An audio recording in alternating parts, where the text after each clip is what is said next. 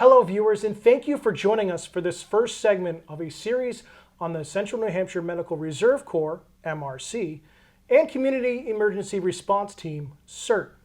In this first segment, we'll learn about the Central New Hampshire MRC and CERT, a group of dedicated regional volunteers who support emergency and non-emergency public health efforts throughout the Central New Hampshire region. First, let me introduce you to Haley Myers, the current AmeriCorps member working with Central New Hampshire MRC and CERT. Let's start right in and learn about CERT and MRC from the unit coordinator, Angel Ekstrom. Angel, can you give us an overview of this volunteer organization? Hi Haley, I'm here at our unit response trailer. Central New Hampshire has both Medical Reserve Corps and Community Emergency Response Team units. Our combined mission is to foster a volunteer community that supports healthy and prepared communities throughout the Central New Hampshire public health region by organizing and utilizing volunteers. When did this organization start and who are the members? Our region's Community Emergency Response Team was the first unit in New Hampshire to be recognized in 2003, originating in Bristol. We celebrated our 20th anniversary in September 2023. Unit members consist of adults within the Central New Hampshire region who have varied backgrounds and share the common interest of improving health within the 18 communities that make up the region, as seen here. How does the Medical Reserve Corps and Community Emergency Response Team unit help to improve public health and build resilience? Our units respond to both emergencies and non-emergencies. Non-emergency responses have included supporting community events, staffing emergency shelters and mobile influenza vaccination clinics, and offering public health education such as how to prepare for a long-term power outage and air quality awareness. Emergency responses are conducted when the New Hampshire governor declares a public health emergency, when 2 or more towns within the region exceed their resources, their resource capacity, or by individual requests. Emergency response efforts have included community education and Narcan distribution in response to opioid misuse in New Hampshire that regional public health networks were called to respond in 2015 through 2017. New Hampshire was one of 33 states that responded to hepatitis B public health incident.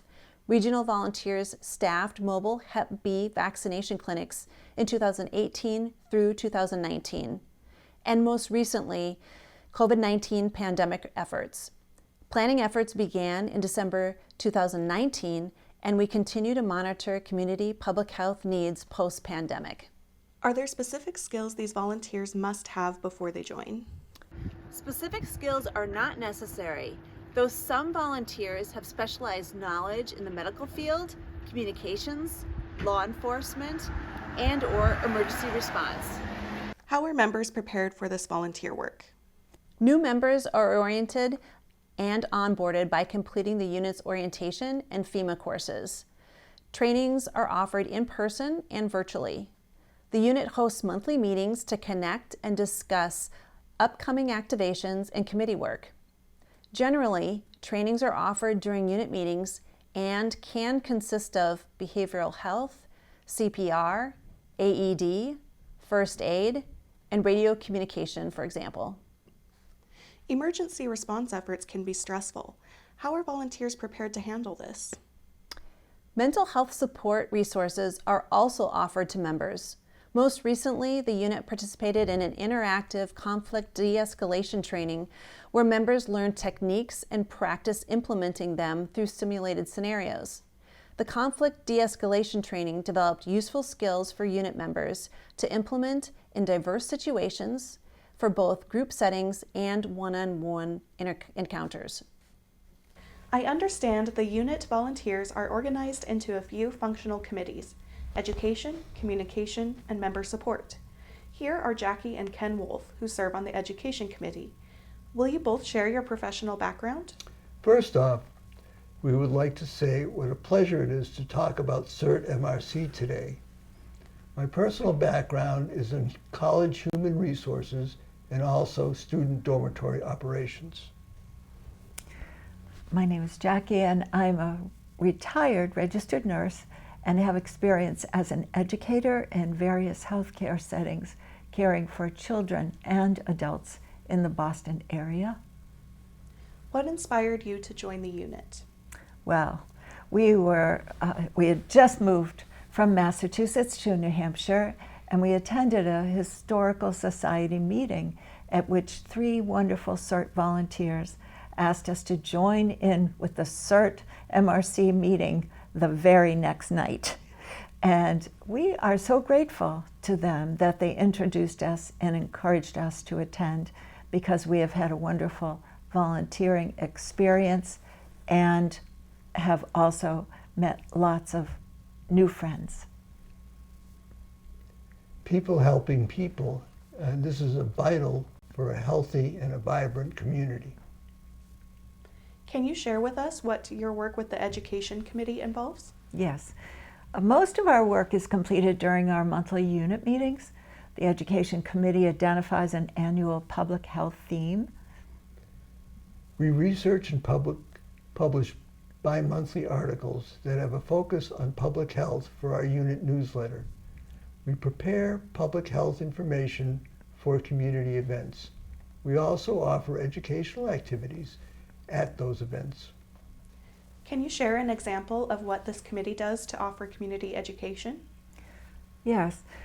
When we first became members of the Medical Reserve Corps and Community Emergency Response Team, we understood that one of the most important impacts we can have is to educate residents and our citizens on the importance of preparing their households for a long-term power outage.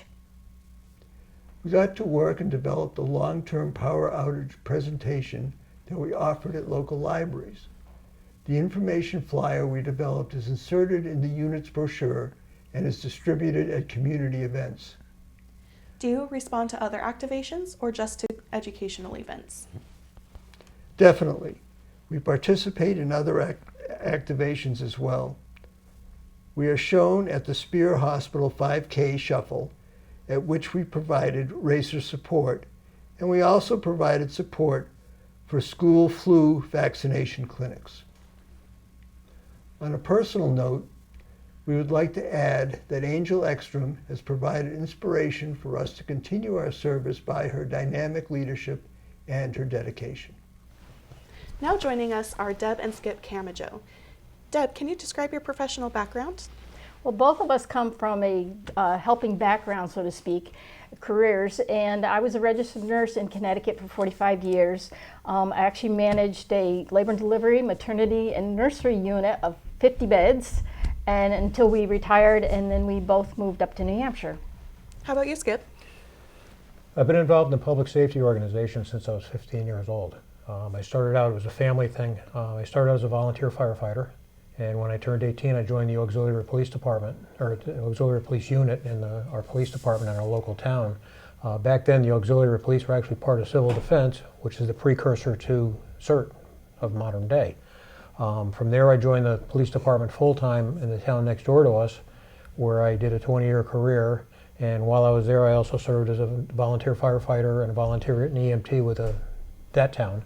I then joined the State Environmental Conservation Police, where I had another 20-year career. And I spent the last 9 years there. I rose to the rank of captain, and I was in command of the western half of the state. Wow, that is extremely impressive. How long have you been members of the MRC and CERT unit, and what prompted you to join? Well, we both started to transition our life from Connecticut up to New Hampshire.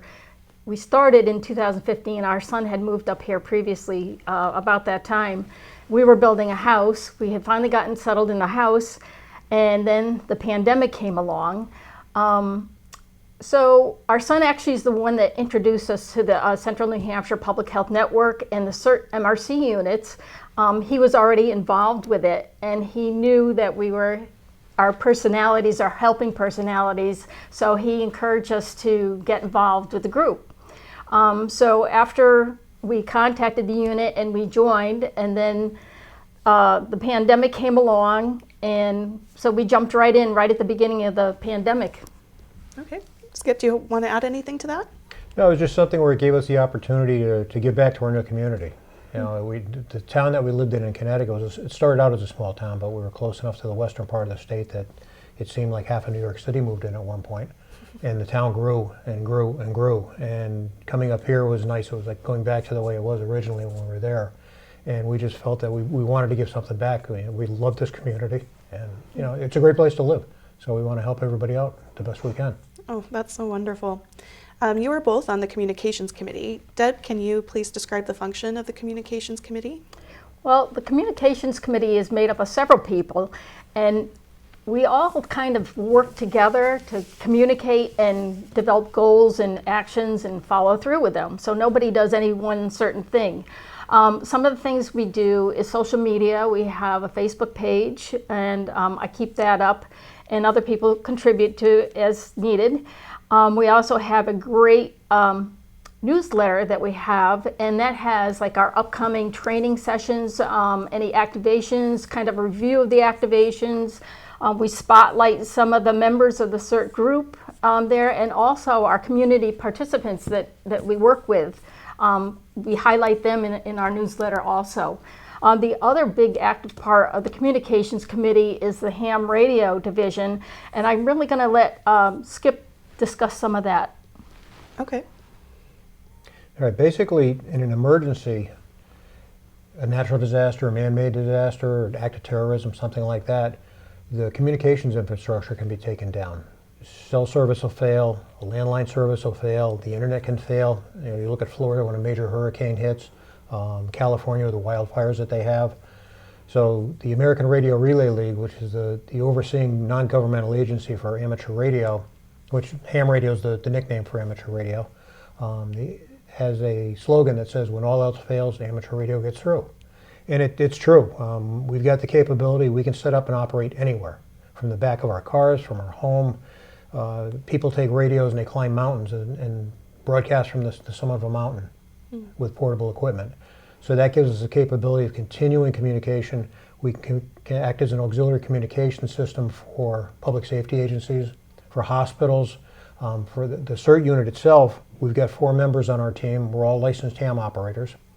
And we've got the capability of setting up communications from, for example, Spear Hospital to a sheltering area that the CERT unit may be responsible, or the MRC may be responsible for, and vice versa. We have a base station set up at the Ashland Fire Department. We have another one set up at the Campton Thornton Fire Department. And we have 2 relatively new units that are portable that gives us the capability, wherever we set up or wherever we go, we can bring those two units in, and we can be up and operational within 15 or 20 minutes and have radio communication basically anywhere that we want. Ham radio gives us the capability. We can send email by radio. We can send text messages by radio. You can send slow scan TV by radio. So there isn't anything that's out there that you can do with a cell phone, basically, other than taking a picture of someone. And there are ham radios you can buy that the microphone will take pictures and you can transmit the picture. So even that's available. So it just gives us a good backup. It gives us a system that is dependable and gets through no matter what. Well, thank you both very much. It was great talking to you. Next, we will speak briefly with Maggie Mumford from the Member Support Committee. Will you describe your committee's functions? Sure. The Member Support Committee increases public awareness about who the MRC CERT units are and about our public health community impacts. We also bring in new members that support various regional response efforts. Do look for our unit brochures in public buildings throughout the region. We also publicize our unit's work, highlighting activation within our newsletter and within local newspaper articles. We also support new members through our Member Mentoring Initiative. Types of member engagement vary as members' availability and interest in types of activations differ. Can you give us an example of how members serve as it fits into their lives? Sure. Shown as a slide of Joan Wood, a very active volunteer who's been with us for years. She actually is just in pictures now because she's a snowbird. And while she considers the activations very important, especially the vaccinations, she can't be with us because she's flying south for the winter. We appreciate when she can be here, and we will welcome her back in the spring. The Medical Reserve Corps and Community Emergency Response Team volunteers and organizational partners are essential. The Central New Hampshire Regional Public Health Network could not have the community impact without these dedicated and talented volunteers. Involvement in the MRC and CERT is a wonderful way to serve our local communities. Thank you to all of our viewers and to all of our citizens who contribute to the public health effort. We hope that you have gained more awareness of how the Medical Reserve Corps and Community Emergency Response Team volunteers fit into New Hampshire's public health model. Viewers can contact the unit to get further information about Central New Hampshire Medical Reserve Corps and the Community Emergency Response Team units using the information on your screen.